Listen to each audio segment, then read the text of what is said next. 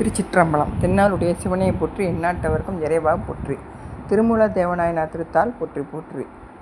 திருமூல தேவ அருளிய திருமந்திரம் 2ஆம் தந்திரத்தில் மறைத்தல் என்ற தலைப்பில் சொல்ல இருக்க பாடல்கள். மறைத்தல் அப்படிங்கிறது இறைவனுடைய திரோதான சக்தி. இந்த திரோதான சக்தி என்ன செய்யும் அப்படின்னா, எல்லா உயிர்களிடத்துலையும் ஒன்று போல இருக்காது.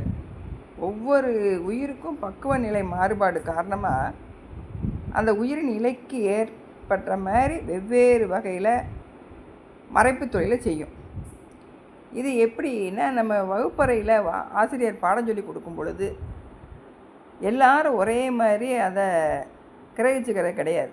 ஒவ்வொருத்தருடைய பக்குவம் அறிவு திறனுக்கு ஏற்ற மாதிரி அவங்களுக்கு புரியும். அதே மாதிரி இந்த திரோதான சக்தியும் உயிரினோட பக்குவ நிலைக்கு ஏற்பட்ட மாதிரி அந்த உயிருக்கு அறியாமையை கொஞ்சம் கொஞ்சமாக நீக்கி அறிவை படிமுறையில் வளர்த்து வரும். இந்த உயிர்களுக்கு போகங்களை அனுபவிக்க வச்சு கண்மங்களை கொஞ்சம் கொஞ்சமாக நீக்கும் வரைக்கும் இறைவனை மறைச்சி இந்த உலக போகங்களையே உண்மை அப்படிங்கிற மாதிரி நினைக்க வச்சு அந்த உலக போகத்திலேயே அழுந்தி இருக்கக்கூடிய செயலை செய்கிறது தான் இந்த திரோதான சக்தி. பாடல்களாம். திருச்சிற்றம்பலம். உள்ளத்து ஒருவனை உள்ளுரு ஜோதியை உள்ளம் விட்டு ஓரடி நீங்கா ஒருவனை உள்ளமும் தானும் உடனே இருக்கினும் உள்ளம் அவனை உருவறியாதே. உயிருக்கு உயிரா உள்ளத்தில் நீங்காமல் எப்பையும் இருக்கக்கூடிய அந்த முழு முதல் பொருளாக இருக்கக்கூடிய பெருமான உள்ளத்தில் ஒருவன் அப்படின்னு சொல்லியிருக்காரு. அவனை எப்படி இருக்கான்? அவன் உள்ளுக்குள்ளே ஜோதி வடிவத்தில் இருக்கான். ஒவ்வொரு உள்ளத்துலேயும் ஓரடி விட்டு கொஞ்ச நேரம் கூட நீங்காமல் இருந்து அருள் புரியக்கூடியவனாக இருக்கான். அந்த உள்ளமும் சிவமும் உள்ளேயே இருந்து வேறற, அதாவது பிரிக்க முடியாதபடி இருந்தாலும், உடனாகவே இருந்தாலும் அந்த உயிரானது தன்னோட சிற்றறிவினாலும் சுற்றறிவினாலும் அந்த சிவனை பார்க்க முடியாது. முற்றறிவினால்தான் தான் பார்க்க முடியும். அதுக்கு முற்றறிவை கொடுக்கறதுனா இருந்தாலும், அந்த உயிருக்கு முற்றறிவு கிடைக்கணும் அப்படின்னாலும் அந்த இறைவன் பார்த்து கொடுத்தா தான் அந்த முற்றறிவும் உயிர்களுக்கு வந்து சேரும். அப்படி அவன் அந்த முற்றறிவை கொடுக்காம தன்னை வெளிப்படுத்தாமல் மறைச்சி இருக்கக்கூடியது தான் இந்த திரோதானம். அந்த நிலையில் அவன் தன்னை காட்டாத நிலையில் 6 உயிர்களும் அவனோட உண்மை நிலையை அறிய முடியாது அப்படின்னு உள்ளத்து ஒருவனை உள்ளுரு ஜோதியை உள்ளம் விட்டு ஓரடி நீங்காக இருக்கக்கூடியவனை, நீங்காமல் இருக்கக்கூடியவனை உள்ளமும் தானும் உடனே ஒன்றாவே இருந்தாலும் உள்ளம் அவனை உரு அறியாதே, அவனுடைய உருவத்தை அறிஞ்சிக்கிற முடியாது.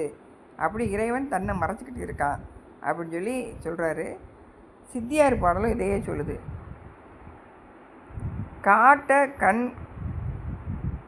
காட்ட கண்டிடும் தன்மையுடைய கண்ணுக்கு அதுபோல் உயிர் காட்டி கண்டிடுமா போல ஈசன் உயிருக்கு காட்டி கண்டிடுவன். அந்த கண்ணு உள்ளே இருக்க உயிர் கண்ணு பார்த்தாலும் நம்மளோட உயிர் ஆன்ம அறிவும் அதோட சேர்ந்து செயல்பட்டால் தான் இந்த கண்ணு ஒரு பொருளை பார்க்கும். அந்த கண்ணுக்கு தெரியுமா நம்ம பார்க்குறோங்கிறது தெரியாது. அது மாதிரி இந்த உயிர் கூட உள்ளேயே இருக்கிற இறைவன் அவனை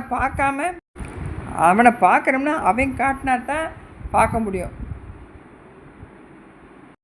காண்பாரார் கண்ணுதலால் காட்டா கலைன்னு அப்பர் பெருமான் சொல்லுவார். அவன் காட்டினா தான் பார்க்க முடியுங்கிறத.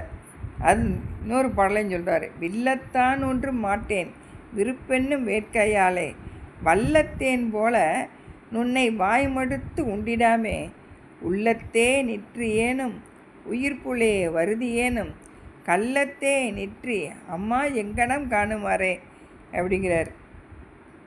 பாத்திரத்தில் இருக்கிற தேனை சாப்பிட்ற மாதிரி உன்னை வாயில் போட்டு உண்ண முடியாதபடி நீ உள்ளத்துக்குள்ளேயே இருக்க, உன்னோட மூச்சுக்காத்துலேயே கலந்துருக்க.